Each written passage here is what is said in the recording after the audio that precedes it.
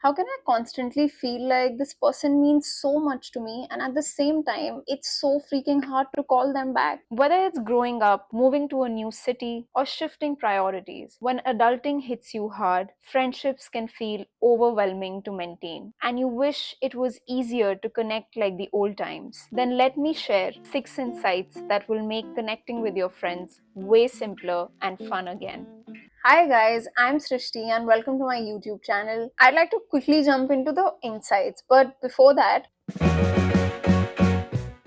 adulting really hits you hard. And our life is busy. Everyone is. Life has much more at stake now. And some of your relationships will fade because they don't align with you. I'm saying this after losing so many friendships in my 20s. But that doesn't discount the fact that friendships do matter. So do not expect people not to change and keep agreeing with you or resonate with everything that you say. The point of all relationships is not that, right? There's a line in one of my favorite sitcoms: in the middle of chaos and confusion, old friends are like constants, something that just feels warm and comforting. So in that spirit, let's jump onto the insights. Don't wait for that lengthy catch up call because it does get overbearing when you don't talk for days and now you have to kind of like catch up with that friend. Make a pact with your friends, call them for 5 minutes, and that should be okay. Ask them what's up, how they're doing, done. And if they pick up, it's okay. If they don't, it's fine. I'm just calling you to find out what's up and I wanted to see you. And it really does change the dynamic of the relationship. We have fewer memories together. And how do we do that when we're living across cities? We don't really have that time. Time to kind of just freeze moments and make them memories. Message the moment you think of them. Maybe you share a picture with them that you saw on Google Photos. I was thinking about you because I ate something that we used to eat together. This gives you a chance to really feel and freeze the moment. And I'm sure this crosses your mind, but you let that thought fade. Whenever you think of them, just let them know. It could be a simple WhatsApp text. Let this video be the end of the dynamic that I call who called the last time dynamic. I remember in my early 20s when I had just parted ways with my closest friends or like my hostel friends, and suddenly we had to call and talk with people, and I remember that like half the time we were just discussing, I called you, didn't pick up, and I called you and you didn't pick up. This increases the guilt in the person, and more than anything, it diminishes the moment. We get into this dynamic where we're kind of guilty or making the other person feel something that we really don't intend to. It's just this hurt that we feel that they didn't miss us. But that's not true.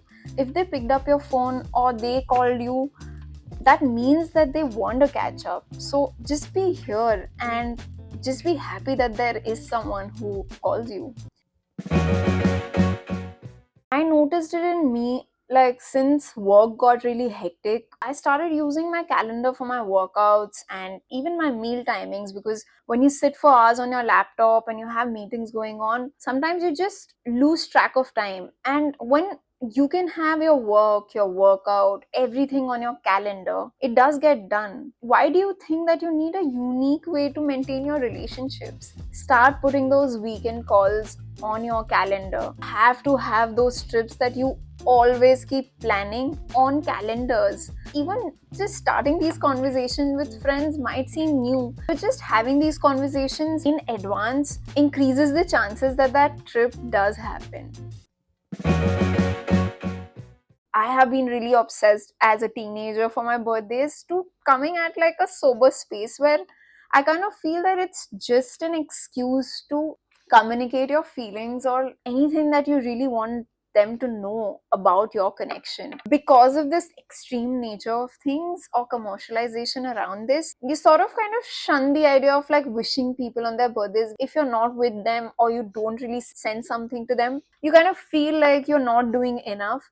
we could use these special occasions to deepen our connection in some way. I think nothing beats a genuine, heartfelt memory share. Send them something, send them a card, a gift card, a book, maybe just a video call. Kind of remember old times and drop that video in their WhatsApp and see their reaction. Especially because the perception game is not at play, Because unlike memes and posts, this is non manufactured, it is unique to just the two of you.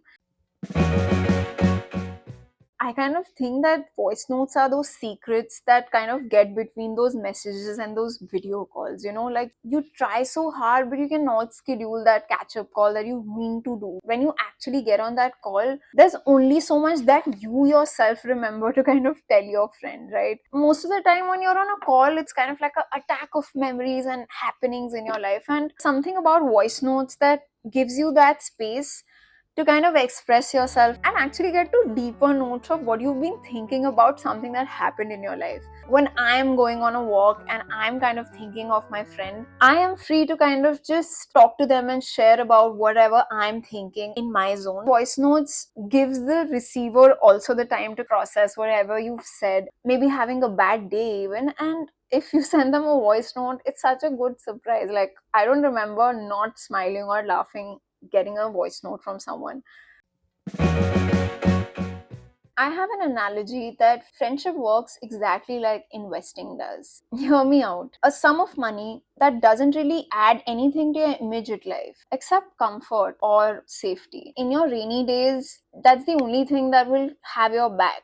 I trust this instinct because I have seen it in my real life because of my dad. The best time of his day is when he's talking to his friends. Now I think at his age, his happiest memories are of his school or his college. And I'm sure I cannot make him laugh like he laughs on the phone when he's talking to his friends. At the end of it, maintaining friendships is a decision at the end. There are two kinds of people, one who saves and invests, and one who just doesn't. The point of me sharing these insights is just putting things that you already know in perspective.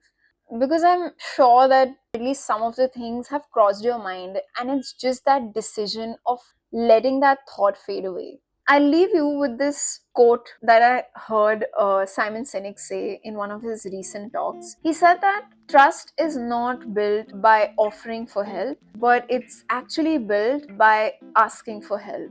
As an adult in our late 20s, when our lives get busier, that's the important piece that we miss to kind of share with our friends. You don't really need to be in their faces to really connect with them. But yeah, every moment does present a choice. If you want to rekindle that connection or let it fade away. And I just wish you can find that connection again because it's right there. It's in front of your eyes somewhere. You just have to make that call. And while we're on the topic of friends, why don't you share this with all your friends that never call you back? Take care of yourself, and I'll see you in the next one.